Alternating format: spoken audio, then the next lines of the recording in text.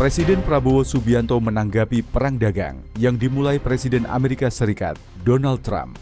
Prabowo langsung menginstruksikan Kabinet Merah Putih agar melakukan langkah strategis menghadapi perang dagang. Prabowo meminta melakukan perbaikan struktural dan kebijakan penyederhanaan regulasi, termasuk penghapusan regulasi yang menghambat, terkhusus perihal non-tarif barrier.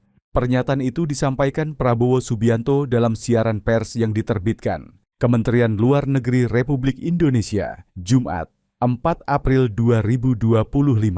Menghadapi kondisi tersebut, pemerintah Indonesia juga berkomunikasi dengan Malaysia selaku ketua ASEAN.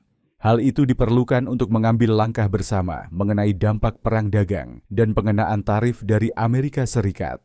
Terkini, Kemenlu RI menyampaikan pemerintah Indonesia berkomitmen menjaga stabilitas surat berharga negara (SBN) di tengah gejolak pasar keuangan global pasca pengumuman tarif resiprokal Amerika. Selain itu, Indonesia akan mengirimkan delegasi tingkat tinggi ke Washington DC untuk melakukan negosiasi langsung dengan pemerintah Amerika.